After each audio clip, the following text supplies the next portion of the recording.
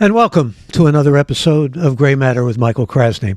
We're joined this episode by James Beard award-winning chef, author, and restaurateur Alice Waters, a pioneer in the farm-to-table movement and the slow food movement, and in California cuisine. She's been called the mother of modern American cooking, author of 14 books, including 2 children's books, and many highly praised cookbooks. Her published books also include Coming to My Senses, The Making of a Counterculture Cook, We Are What We Eat, A Slow Food Manifesto, and The Art of Simple Food. A native of New Jersey and a graduate of UC Berkeley, she studied culinary art in France and Montessori method in England, and she's been honored by the American Academy of Arts and Sciences and the French Legion of Honor. And in 2015, she received the National Humanities Medal. We warmly welcome Alice Waters to Gray Matter with Michael Krasny. Good to see you again and be with you. Oh, happy to be here. Happy to have you. In fact, I should say by way of introduction that 2 people in different interview situations said the same thing about you. One was Tom Letty, who I know is a close friend and very dear to you, and I said more than a roommate. And the other was Calvin Trillin. And they both said all those hippies in Berkeley in the 60s, but the one who really waged the only real revolution was Alice Waters. And there certainly is a lot of truth to that. I mean, you were behind what we call the food revolution. And a lot of that really got started with Chez Panisse. I mean, it got started before that with Montessori, which we'll talk about, and with your time you spent in France. But let's talk first about Chez Panisse, because Chez Panisse has really been to some extent what got you on the map, and it's been a great success story. And you owe a lot of people. Your dad, for one, who found an organic farmer for you. We were talking a little bit about that. But also Tom Letty. I mean, so many people helped. For a while. It looked like it was going to go under, didn't it? Oh, yes. But fortunately, we never had an illusion that it was going to be a big success or a moneymaker. We were in it for the pleasure of doing it, truly. I was doing it with Charles and Lindsay Shear, who were very good friends of mine. And we just thought, well, maybe the way to eat really great food was to start our own place. And it was that naivete that grew into something. Naivete works sometimes. So that's a good example of it. I mean, you can't. I think also at that time, it was Berkeley in the 60s, and we weren't interested in making money. We were just interested in feeding our friends. That's a world-class restaurant, though, that you became. And for a while, you were feeding your friends mainly with desserts, I know. But then the restaurant took off, and the restaurant burgeoned and became a great success. Though I always wondered, you had a Michelin star, and then 2010, they took it away from you. Was that painful? No. In a word, no. I never expected to meet their standards. I was surprised we even got one. I think we did because we had a French chef at that time. But it wasn't about having this elegant eating situation where the waiters were wearing fancy clothes and we only had one menu, if you can imagine, only one menu for 52 years downstairs. When did you start you said one menu, but when did you start the 2-chef system, which was a real innovation at the time, I think, wasn't it? Well, it was when I had a child, and I realized that I couldn't work, 5 or 6 days a week. And so I thought maybe we should break the job into 2. And each person would work 3 days but get paid for 6. And let me tell you, that was the greatest decision I've ever made for the restaurant because it kept all of the valuable cooks working. They worked right through the pandemic.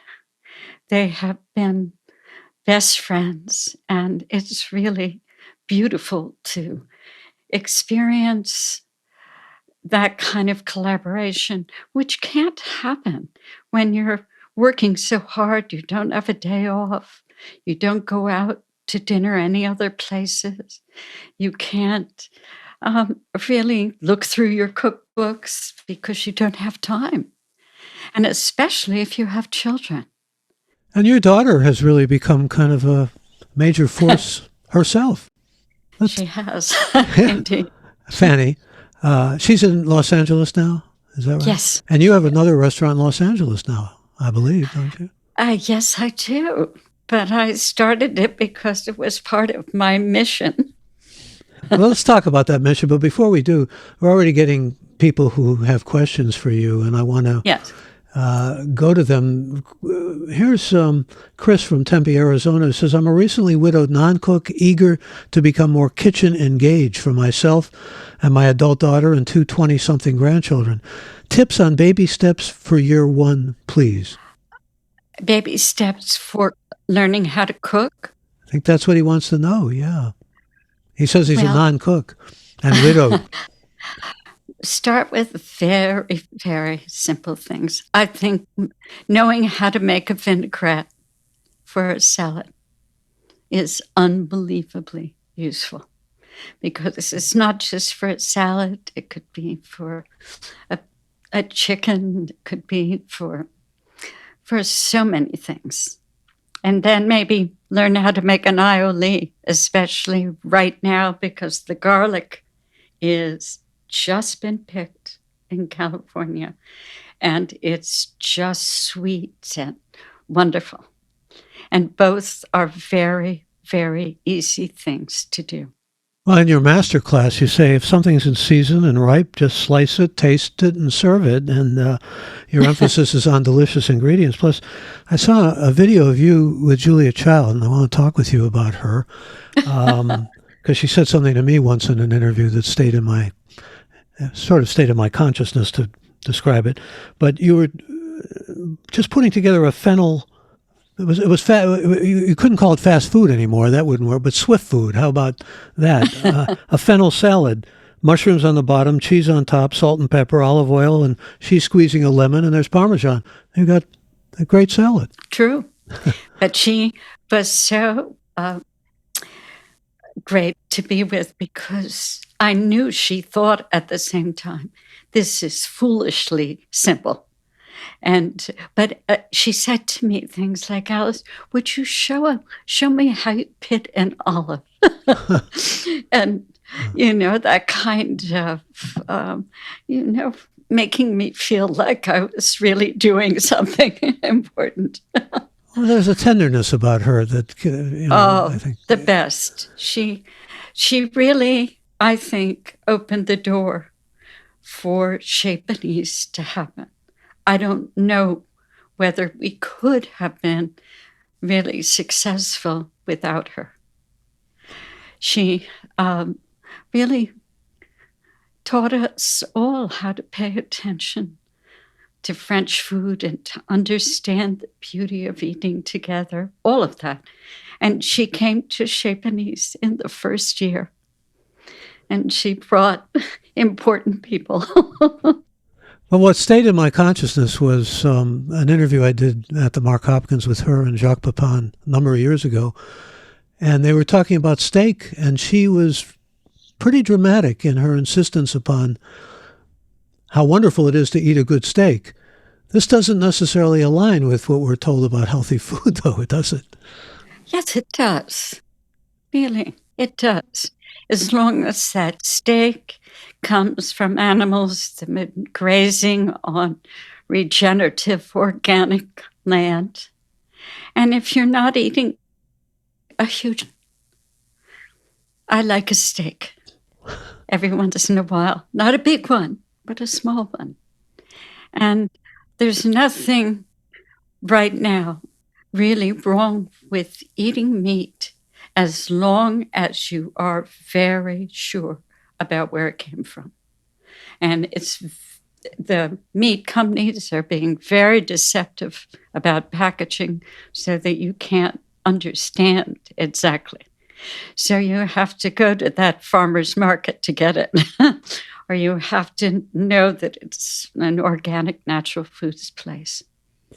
And also it has to come from the right kind of soil, and it has to come from organically Exactly. fed beef and so forth. I understand that, though there are some who just inveigh against any kind of carnivore activity, as I'm sure you're well aware.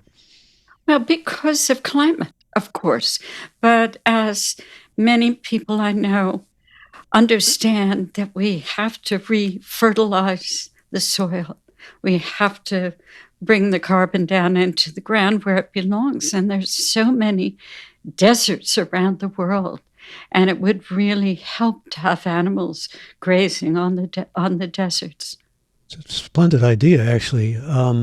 Here's David from Seattle. He says, when do you season with spices, while cooking or at the end of cooking, just before eating? All of the above. I'm depending on what it is.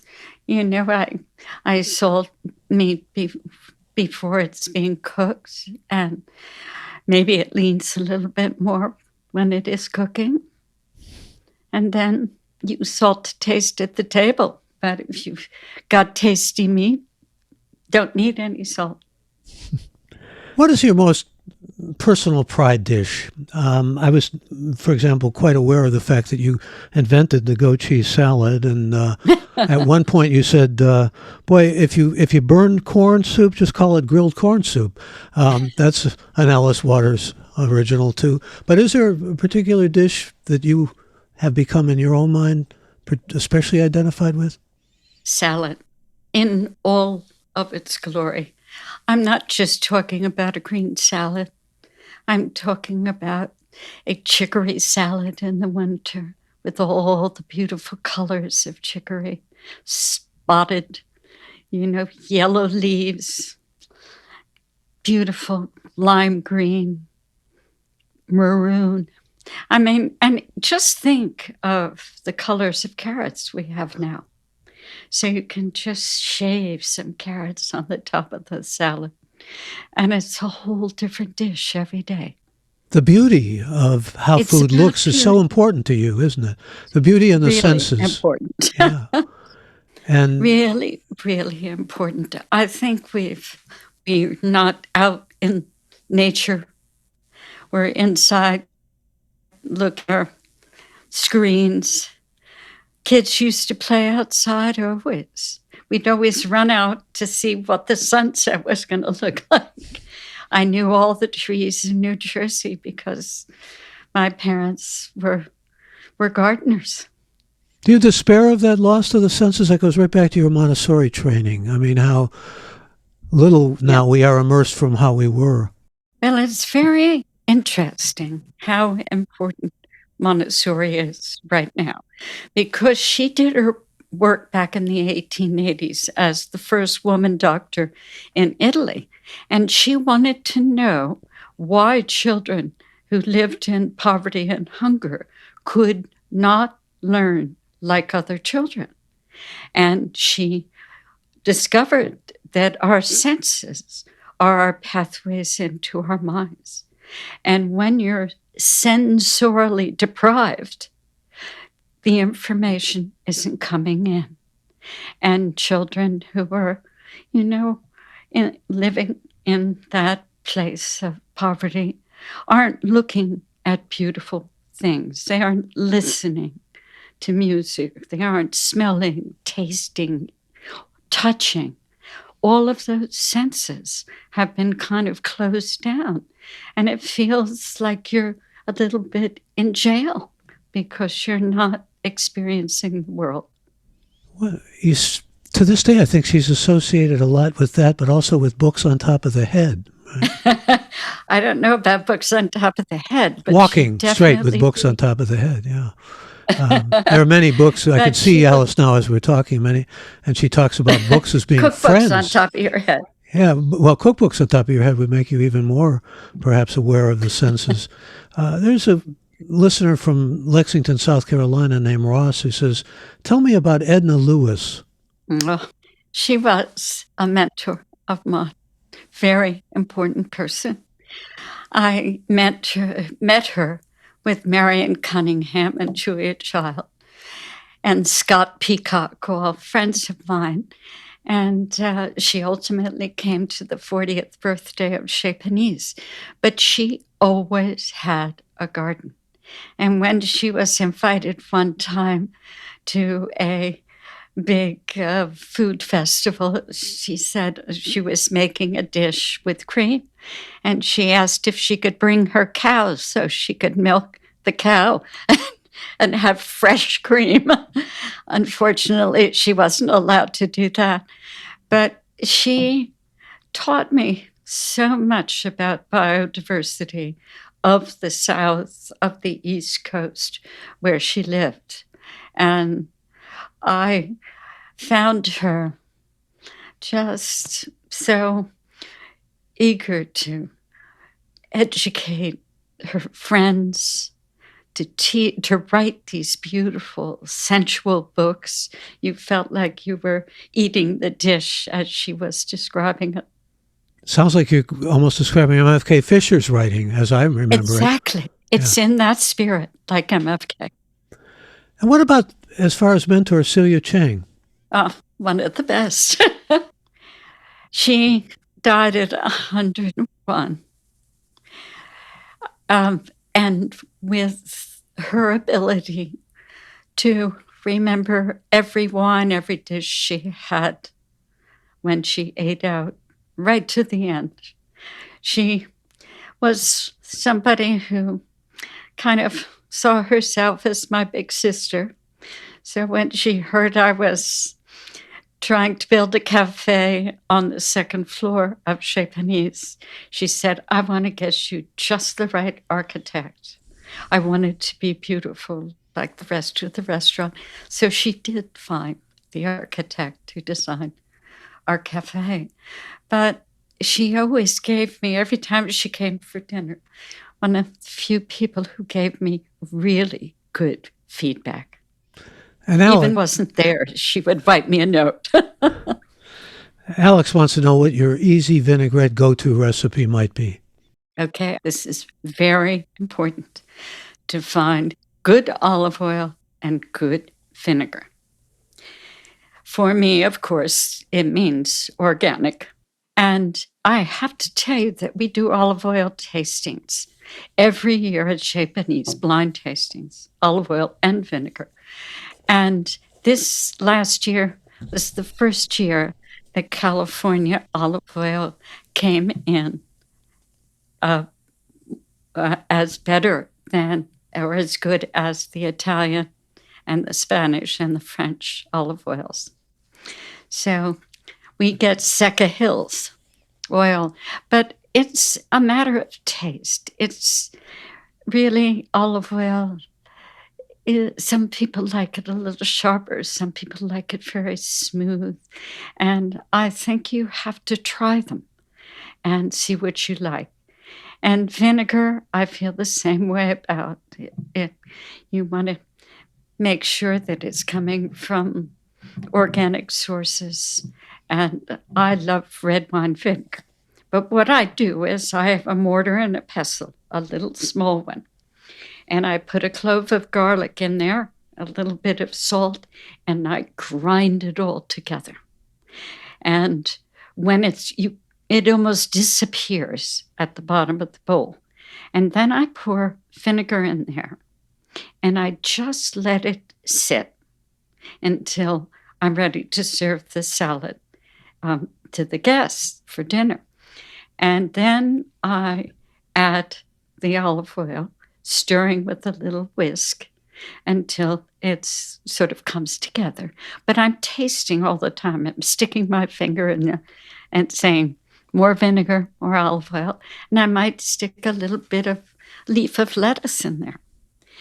But it's second nature to me now, so I never think about it. But you don't want to have too much garlic, and during the winter it gets a little strong. So maybe you want to have half a clove and add more if you need it. But again, it's that taste and taste again. When you talk about organic, I can't help thinking about There's still a lot of criticism. In fact, well, Bourdain, for example, who criticized probably every chef who made any kind of name for themselves, including you, but he was always talking about organic being kind of a snobbery, elitist thing because of the cost. What do you say to that? I say the cost to the environment and to my health is more important than anything else. And I'm willing to pay the extra cost. But I know because I've just written a cookbook about school lunch. And I have made sure to buy all of the food for the cookbook retail organic. Okay? And it fits into the USDA reimbursement. So there you are. It depends on what you're cooking. And if you're not using too much meat or cheese in the dishes, you absolutely can fit into that reimbursement. That's extraordinary what you've done vis-a-vis school lunches. Let's talk about that. I mean, Yes. and also let's talk about what started at MLK Junior School in Berkeley, because now we've got a network of over 600 schools. Is that right? You got a map there. 6,200. But what it did for me, and I started that because the principal of a middle school in Berkeley called me and asked me if I could help beautify his school. Just out of the blue, he said that. He knew I cared about gardens, not necessarily, and food, but he wasn't thinking about me doing what I ended up doing.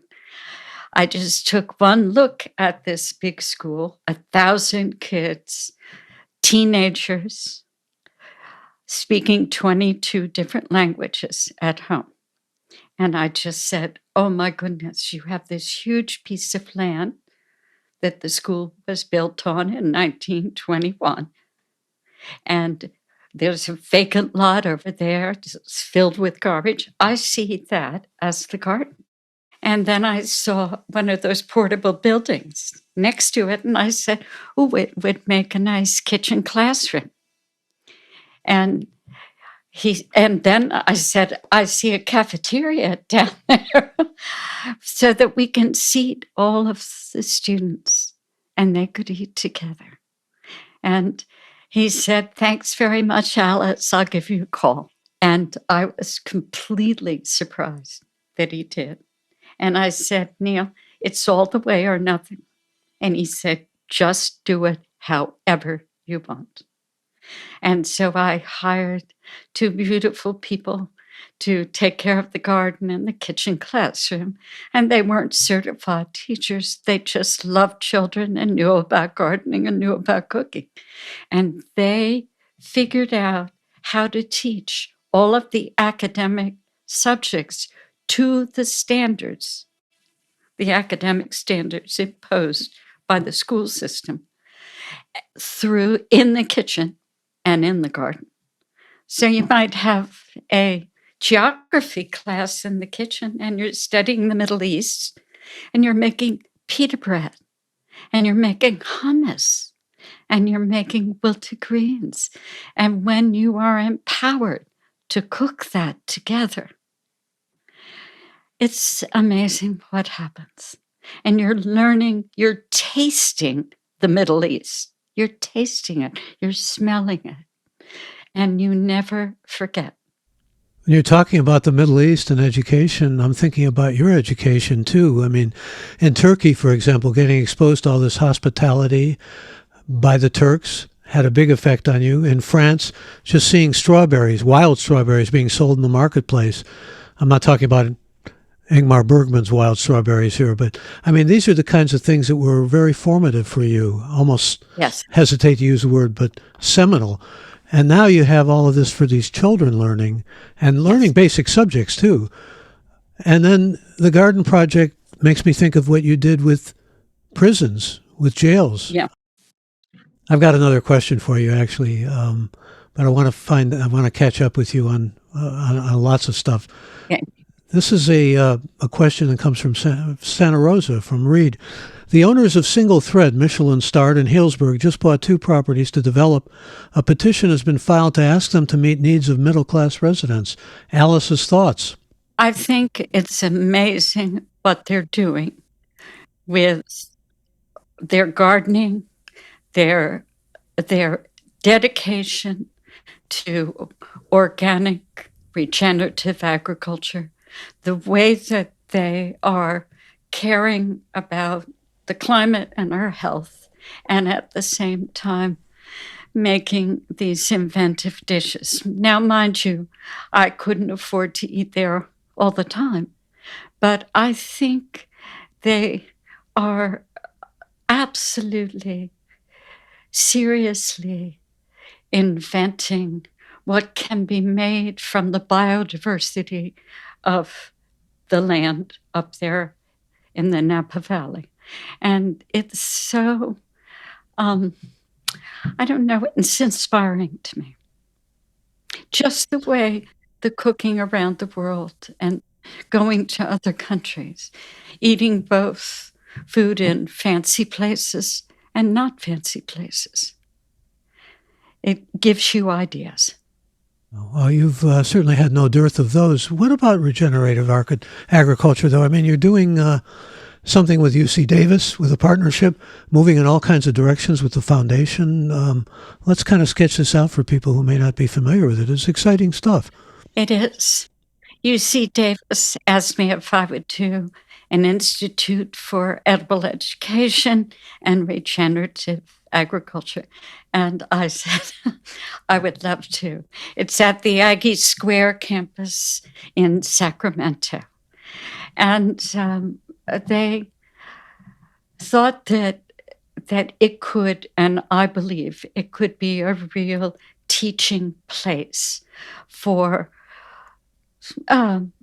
school food directors who could come and understand what we know about buying food locally and directly from the farmers, the ranchers, the fishers.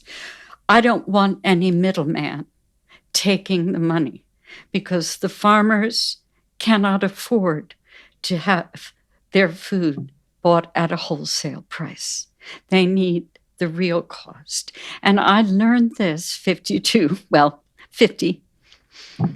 45 years ago when we found Bob Kennard up in Sonoma.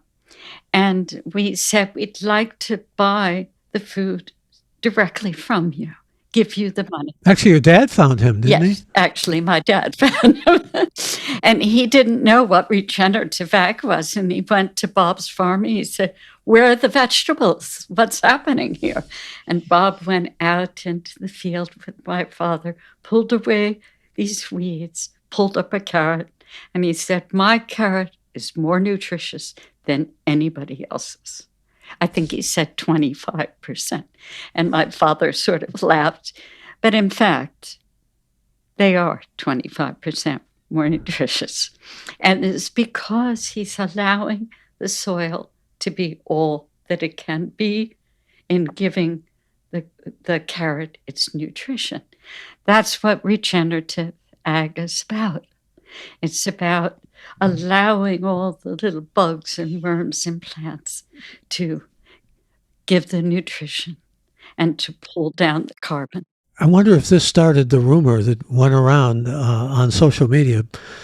I have to confess, sometimes I look at the reels on TikTok. There are a bunch of kids who are saying that carrots, if they're tended in the soil properly, will give you much better eyesight and make you much smarter. And that's gone around like a meme. I mean, a huge meme now. Oh, really? Young people, you can actually find it on TikTok. You can get inflated with some of these notions of what nourishment can do, perhaps. Oh, but well, we didn't have any pesticides in the soil before 1950.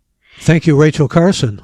Rachel Carson, 60 years ago, she told us we were polluting the land and the sea. And she went to Congress and she tried to make an impression. And maybe we got rid of DDT, but that was it. And we're still talking about a nourishing school lunch for children that is grown with pesticides and herbicides and all of the above. And it's shocking to me that we are not understanding that health is in the ground. Well, I've got a couple questions here that I want to go to, but first, a couple of other questions tying in with what you're talking about now. This is from a food lawyer friend who writes, one controversial topic lately is how to define the term ultra-processed foods and the health and nutrition implications. This only involves the method of production, not the ingredients. And some scientists take the position that nutritious core foods under the U.S. dietary guidelines, such as sliced bread, whole grain, breakfast cereal, and flavored yogurt, may be considered ultra-processed under certain definitions, but that such foods should not be stigmatized based on the degree of processing. What are your thoughts? Well, I have to refer to Marion Nessel about this because she knows much more about it than I do. But I know that the growing of the food is key. And I certainly believe in whole grain bread, and I believe in yogurt, and I want to know that they're both organic, regeneratively produced. Another question, also advocates of so-called clean labels may promote grocery store shelf stable products that claim no preservatives. But in some cases, foods may be less safe due to a lack of preservatives or may have a much shorter shelf life. Where do you think the line should be drawn between food ingredients and food safety? Again, that's maybe Marion Nestle's, but like your thoughts. Yes, we need to. It's about food safety, but it's about knowing where your food comes from. Again, before 1950, we only had local food. We imported coffee, tea, and spices. Maybe I would get an orange at Christmas from Florida, and maybe my dad would get a date from California for Christmas. We never had anything but local food in every country of this world. Well, all that food that's shipped around the country certainly didn't help our climate and the carbon that was being contributed to our climate. And now, when you have local food, that's one of the ways of really becoming much more balanced. Absolutely is. But the thing that I'm always saying is that you cannot have tasty, ripe food unless you eat locally produced food. Because when it's picked of an avocado in Mexico, when it's hard, when it gets to California, it doesn't have any flavor like an avocado picked from the tree here and eaten in season. And so seasonality is key. And we just have to learn, again, like my mother did, to can the applesauce in the fall so that you have some during the winter. You eat differently in the winter than you do at other times of the year, differently in the summer. But I am positive that it is this strict adherence to seasonality and ripeness that has made Chez Panisse desirable over all these years. People come and eat a plum right now, and they say, oh my God, that's the best plum I've ever had. And I say, well, come next year for plum again. Here's Bill from Charlottesville, Virginia, who says, is Alice familiar with Joel Salatin and Polyface Farms? And if so, what is her opinion of their work or his work? I love his work. I love it. I always went to Washington, D.C. to do a Sips and Suppers event to raise money for homeless people. And he was nearby. And I thought, well, I'll get some of his chickens served. But it's in January. And he said, I don't have any chickens now at this time of the year. We have to have something else. But he taught me so much about free range everything. And he's a great guy. Well, Speaking of homeless people, what can we do? I mean, you're an educator. I see you as an educator among so many other identities that you have. That's when you've had some real resounding success. What do you see as a way to educate people who just don't eat right? And they don't eat right because they're indigent, they're poor. Okay, well, I want to talk about that because I went 30 years ago to a project in Santa Cruz being started by the Zen Center here in California, and they wanted to make a garden for the homeless. Here we are 30 or 35 years later. It is 30 acres of land. Students from UC Santa Cruz come and work side by side with the homeless in the garden. But it is unbelievably therapeutic. Unbelievably. Everybody who leaves it finds a job and a home. And I don't know why more people don't know about this. I know about it from interviewing people involved in it, but then you get to the question of scale. I mean, you did magnificent in terms of scaling your educational programs and the programs that exist now in that map you showed us. How about scaling something like that? There's no reason why we can't. I mean, for instance, the University of California has 264,000 acres of land. I mean, the government land around the country could put people to work. But I started the Edible Schoolyard project because this woman, Catherine Sneed, called me from the San Francisco County Jail. She said, if I am growing vegetables for the inmates here, would you buy them to support the project? And I said, of course, Catherine. And she said, well, you have to come meet my students. I said, no, just send the vegetables. And she shamed me into going. And I'll never forget that day. It was in the summer, and I went, and there were high sunflowers. And she gathered all of her students around. She said, tell Alice about the garden. And one young kid raised his hand. He said, I shouldn't be saying anything. It's my first day in the garden. It's the best day of my life. And I said, right then and there, if you can do it in a jail, you can do it in a school. And I believe that every school needs a garden, whether it's up the wall of the building, whether it's across the street, whether it's connected to a botanical garden nearby. Every school should have a garden. How about every home? Well, every home. I planted a victory garden out front of my house during the pandemic, and I just left it. I have a garden behind my house, but I took up all my flowers in front and I put in vegetables because I was worried I wouldn't have enough salad. And I took one of the old posters from World War II and I put it up there, and people stopped and said, how do you keep the deer away from your plants? And I said, I plant something for the deer too. they like garlic. They like your roses too. I mean, well, I know they do. I didn't plant I have a friend who calls them rats with good PR. It's just, when you think of Bambi, not very nice, but I understand that sort of thing.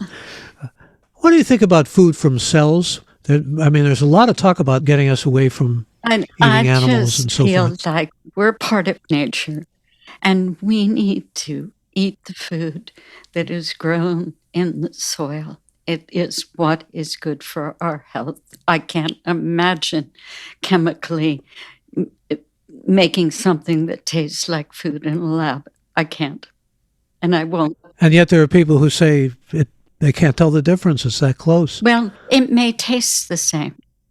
As Eric Schlosser said when he went to those chemical factories in New Jersey, when he wrote Fast Food Nation, that they know how to get the flavor there. There's no question in fast food. That's how they've seduced a nation and a world into eating it. But it's not real, and it's not good for us, and it's not good for the planet. And so how can we continue to believe that we can make something that's better than nature. You have a lot of faith in I nature. do. And yet, you mentioned Eric Schlosser, and I can't help thinking about the last time I interviewed him about a book he wrote that kept me up at night because it was about all the close calls we had with respect to nuclear incineration and annihilation from nuclear weapons. And there's a lot of radioactivity out there. There are a lot of toxics out there in the soil. I mean, as much as we might want to be constantly monitoring and vigilant, it's what we are facing, isn't it? Yes, we are faced with that. But I do believe, though, that food can bring us together in an it has power. It can everybody eats something or should. Of course, everybody goes to school or should. So it's the very best place to talk about all of this in depth. And I think that when these teenagers at Martin Luther King leave school, they'll all know about these ideas and make the right decisions for their lives. I even think that it's really teaching about not only biodiversity, but just diversity in general. And it's teaching about community. It's teaching about respect for the people who grow our food. I mean, we need to support them, and that's why I call this project I'm dreaming of school-supported agriculture. Like community-supported agriculture, right? You put the farmer first and pay that person. Schools could be that support team for the local people who are doing the right thing and taking care of their farm workers. But just like I learned from Bob Kennard and his farm and all the people who wanted to sell to us because we paid the real price, I learned that they are doing the most important work on the planet, taking care of the soil and taking care of the people who take care of all the crops. And I it's think you said the lessons are building community and understanding what nourishes and also stewardship of the land, that's which can't be exactly, left of out of this. course. And I do believe it teaches us the values of our democracy. Sharing plates of food, everybody having a voice about how something is cooked. It is democracy. That is. Everybody has an idea that's valuable. I've got a question from Susan in Buffalo, New York, who wants to know, what do you grow in your own garden? Salad. No, but the thing I grow most are herbs. I love to fry rosemary and um, uh, and sage. So those are always there. I always have parsley and I always have cilantro. But I have trees in my garden that are very important. A fig tree, because I love to bake things in fig leaves. I have a quince that's coming out and an apple. I have bay leaves. They're very important, again, in my cooking. And I have lots of roses. Not that I candy rose petals, but I take them to Chez Panisse and they do that. And I'm I'm mostly loving the security of having the ingredients for a salad right at my fingertips. And I planted a lot of vegetables that I knew my daughter would love, like string beans, little string beans. And she used to eat them, sit in a little teepee and pull the beans off the vine. And she loved the wild strawberries, and I planted wild strawberries for her.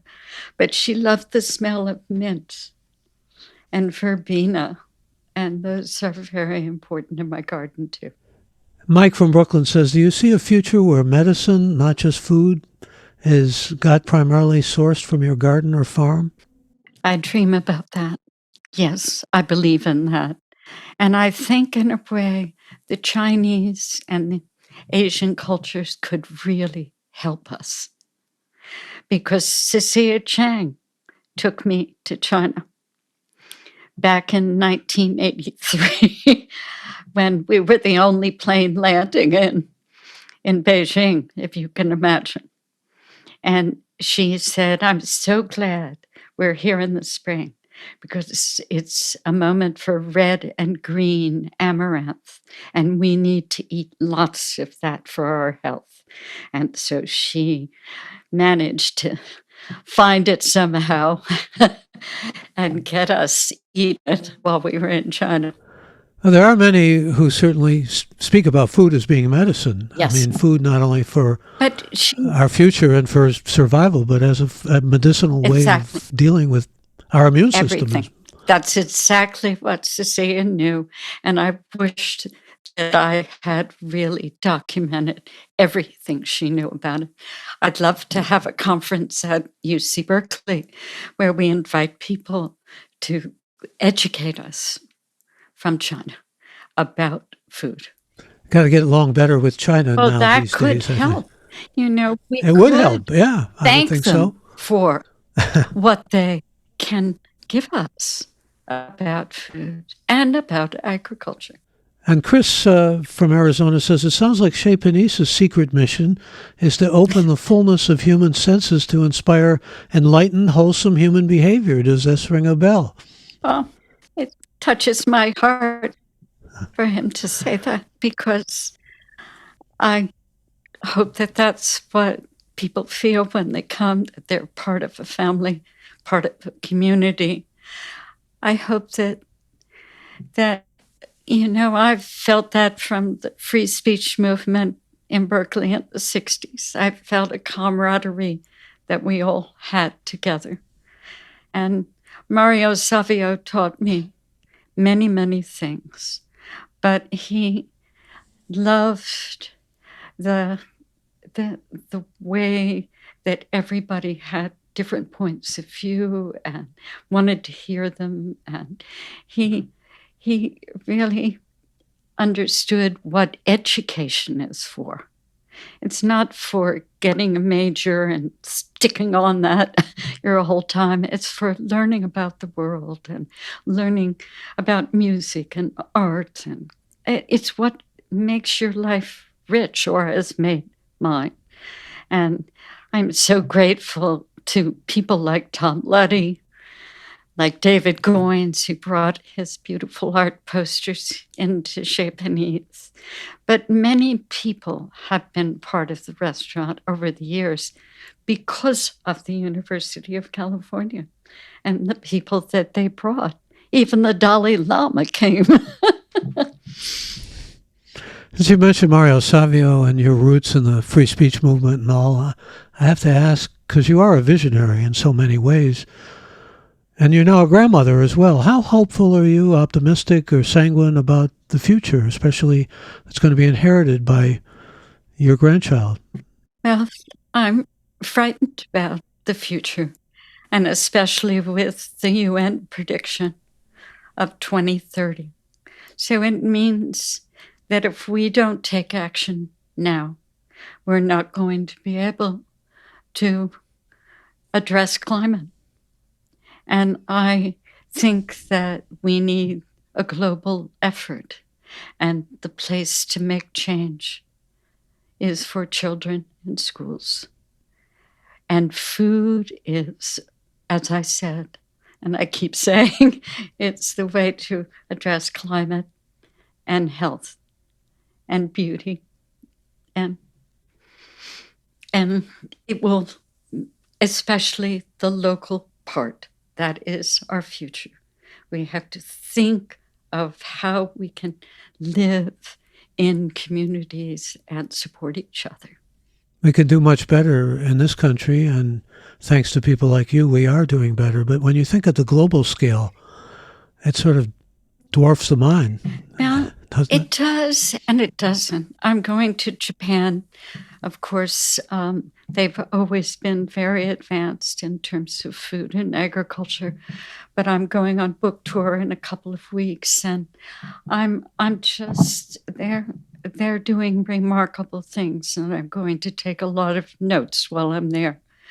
But I was just amazed when I went to Brazil, and I had an opportunity to know that they are buying food that's from local farmers for the schools, and they really care about how it's grown and how it's prepared. And most every country in the world cares about food for children more than we do. And so we have a lot to learn from everyone else. And if we had really this mission, and I think Slow Food, Carlo Petrini, will help a whole lot with this idea. He's always believed in local food and always believed in education. Yeah, I did a very early interview with Carlo Petrini when the slow food movement was pretty much not on the map, and I thought, this is going to take hold, and it has. I was, for a change, being a little bit prescient. Please say something Andy from Oakland wants to know about David Lanscoins. You've mentioned him a couple times. I don't want to cry, but he was such a generous person. He made posters for us every year, and he printed them with his letterpress about 8 blocks away from Chez Panisse. He made the first poster for Chez Panisse, but every year he did it. All he wanted was a few dinners for it. But he was somebody who was always willing to take a risk. And when he believed in something, nothing could stop him. He was one of the first ones put in jail during the free speech movement for supporting free speech. And so I knew him back then. And he was somebody who believed that work can be dignified and fascinating and artful. And it really, meaningful work is what I associate with David. He gave me a really conviction about everybody deserves to have meaningful work. And we have left that behind during the whole fast food indoctrination. It's like, who cares? Who cares where food comes from? Who cares how to eat it? Who cares who made it? And people are asked to work in unconscionable circumstances, windowless buildings, long hours, vending machines for lunch. I mean, I couldn't do it for 5 minutes. I couldn't. It's a lovely, loving, and meaningful tribute to David. Well, love to sit around the dinner table with you. I hope we can do that, and I want to express my thanks to you. Shannon, our producer, says, thank you for everything you do. You are a true inspiration, and I would certainly second that emotion. And thanks to all who joined us live for this Gray Matter with Michael Krasny episode, and all who will be hearing the episode in the near or not so near future by listening on the Apple or Spotify podcasts or on our website at graymatter.show. That's gray with an E. We welcome your joining our growing community of Gray Matter with Michael Krasny and urge you to consider becoming members, which will entitle you to a range of different benefits. Just let us know of your interest by going to graymatter.show. And a special thanks to our Gray Matter team, Gray Matter with Michael Krasny team of Alex, Shannon, Colin, Chad, Kevin, and Jeff. And special thanks once more to this episode's very special guest, Alice Waters. Thank you. I'm Michael Krasny. Bandwidth for Gray Matter is provided by CashFly at CACHEFLY.com.